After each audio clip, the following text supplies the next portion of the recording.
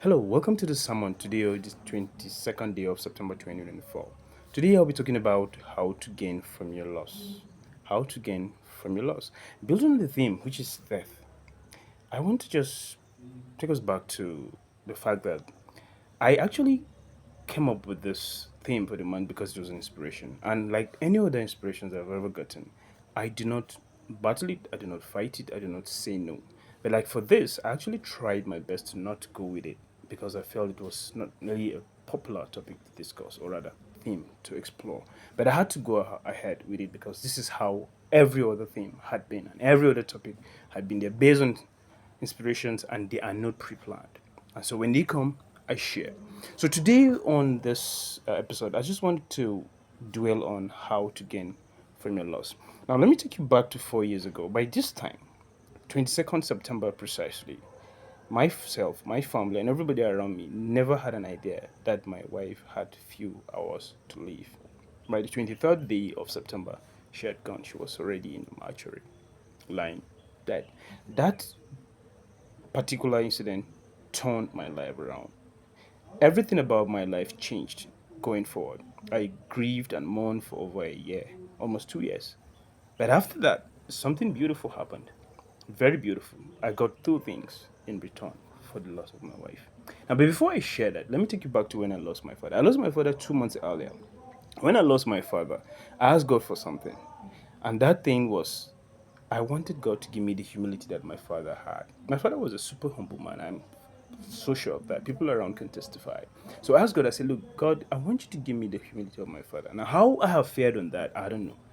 How humble I am, I don't know. I'm not sure I am. Because one thing I know is that my father once told me, said, a humble man cannot say how humble he is. So for that fact, I cannot really say if I am humble. But people around me can actually testify if I am or not, if I've improved from that. But I pray and I still ask God to still give me because these things grow over time. Now let me take you back to my wife. And when my wife died, I asked God for two things. Prior to asking God for those two things. When she was alive, I used to joke a lot with her. I used to tell her that, look, I'm not a patient man. God decided to bring you to my life because her name was Patience.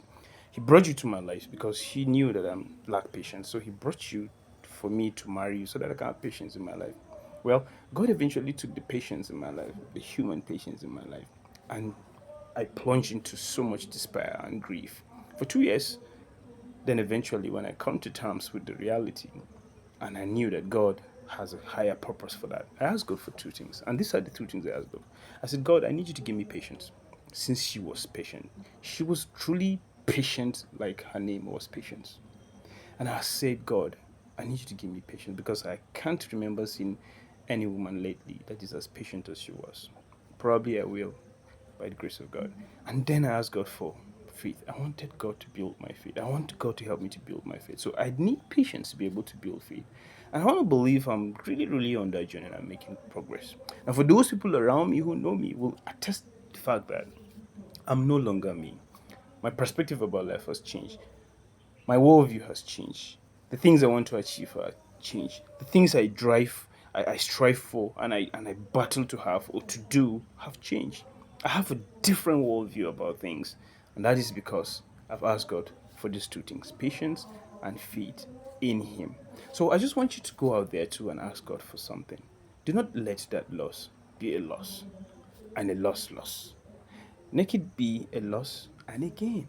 And you can only get that gain from the Father who took that beautiful and wonderful person from you.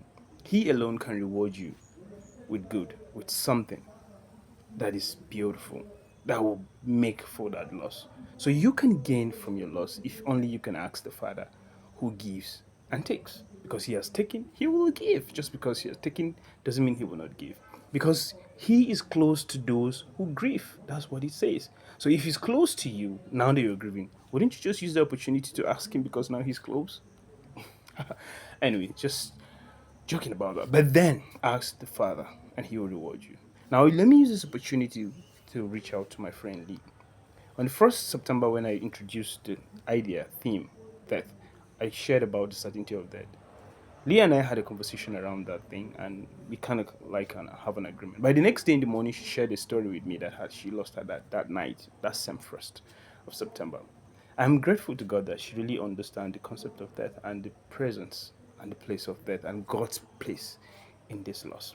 So, Lee, may the Lord comfort your family and rest daddy's soul. Amen. And I pray that the Lord will give you the grace to ask Him for a reward or for a gain for your loss. And I'm sure He will because He truly loves you. And for you, my friend, ask for a reward, a return, and God is going to reward you, or rather, He's going to give you the gain in your loss. Because I have been given a gain for my loss, and we all can. Stay out of trouble. See you again next week on another episode of the Sermon. I love you so much.